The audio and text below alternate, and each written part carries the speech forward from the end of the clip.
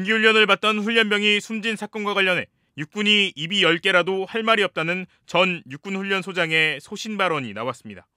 고성균 전 소장은 자신의 유튜브 계정에 순직 훈련병과 유가족에게 애도를 표한다고 말문을 연 뒤 이같이 말했습니다. 이번 일은 육군이 입이 10개라도 할 말이 없다 이렇게 생각을 합니다. 우리가 일반 회사에 사규가 있듯이 육군에는 육군 규정이 있는데 그 육군 규정을 중대장이 지키지 않았다는 것이죠.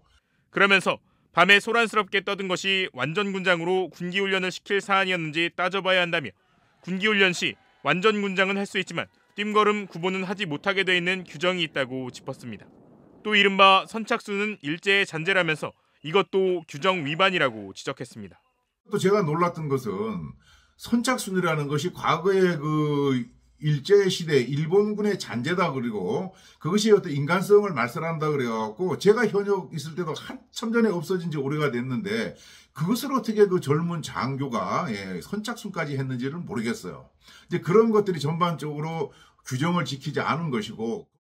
고 전 소장은 안타까운 것은 훈련병이 들어온 지 9일밖에 안 됐다는 사실이라며 신체적으로 단련이 전혀 안 된 상태에서 군기훈련을 해 동료가 중대장에게 몸 상태가 좋지 않다고 보고를 했을 텐데도 불구하고 이를 전혀 확인하지 않고 지속했다는 것은 간부의 자질이 대단히 의심스럽다고 주장했습니다. 또 훈련병들을 인간이 아닌 부품처럼 생각한 건 아닌지 안타깝다고 강조했습니다. 군인이기 전에 한 인간으로서 우리 간부들이 장병, 병사들을 한 인격체로 대해야 되는데 그런 생각 없이 그냥 단순한 조직의 큰 기계의 하나의 부품으로 생각한 그런 결과가 아니겠는가 하는 매우 안타까운 심정이 듭니다. 다만 고 전 소장은 중대장이 여성인 탓에 사건이 일어났다는 취지의 여론에 대해서는 지휘관이 여자냐 남자냐는 문제가 아니고 군기훈련 규정 지침을 어긴 것이 문제라고 강조했습니다. 남녀의 문제가 아니고 남자 중대장이라 하더라도 규정을 모르면은 그런 일이 일어날 수 있는 것이죠. 만약에 여군이기 때문에 이 일은 하니까 여군을 없애야 된다. 그럼 차후에 남군 중대장 중대에서 이런 유사한 문제가 일어났을 때 그 남군도 없애야 되는 겁니까? 저는 그건 아니라고 보는 거예요. 고 전 소장은 강원 정선군 출신으로 육군사관학교 생도대장과 31사단장, 육군훈련소장 등을 지냈으며 전역 뒤 숙명여대 안보학과 교수를 역임했습니다. 지난 23일 오후 5시 20분 강원도 인제 신병교육대대 연병장에서 훈련병이 쓰러졌습니다. 이어 오후 5시 48분 훈련병을 실은 응급차가 지나가는 모습이 부대 인근 CCTV에 포착됐습니다. 훈련병은 먼저 속초의료원으로 이송됐다가 의료진 판단과 가족의 요청으로 강릉 아산병원으로 옮겨졌지만 사고 이틀 만에 결국 숨졌습니다.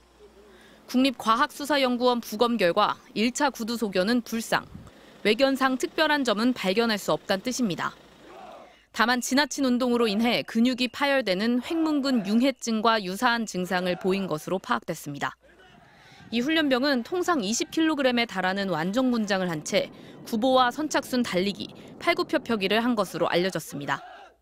군장의 무게를 늘리기 위해 여러 권의 책을 넣었다는 주장도 전해졌습니다. 이에 대해 군은 갓 입대한 훈련병들이어서 군장에 넣을 수 있는 보급품이 많았을 것이라는 설명을 내놨습니다. 군기훈련 규정에 따르면 맨몸 상태로만 달리기나 팔굽혀펴기를 지시할 수 있습니다. 당시 인제의 기온은 27도를 웃돌았습니다. 후송될 당시에 열이 40도가 넘었고 호흡수는 50회 정도가 됐다고 합니다. 정상적인 호흡수의 한 3배에서 2배 정도가 되거든요. 질병청은 해당 훈련병을 올해 첫 온열 질환 추정 사망자로 잡았습니다. 군은 당시 군의관과 응급구조사가 현장에서 훈련병의 체온을 낮추기 위해 수액 투입 등 응급조치를 했다고 밝혔습니다. 군기훈련을 지시한 부대 중대장과 부중대장 등 2명이 규정을 위반한 것으로 보고 이들을 업무에서 배제하고 경찰에 이첩했습니다. 업무상 과실치사죄와 직권남용 가혹행위죄 혐의가 적용됐습니다. 이들은 연병장 군기훈련을 지켜보기도 했습니다. 민간 경찰과 함께 조사하면서 식별된 문제점들이 기록되어 있는 것으로 알고 있고 CCTV 녹화본도 있기 때문에 그 포함하여 일체를 지금 이첩할 예정입니다. 경찰은 사건 기록을 검토한 뒤 이르면 내일부터 관계자들을 조사할 계획입니다. MBC 뉴스 조희영입니다.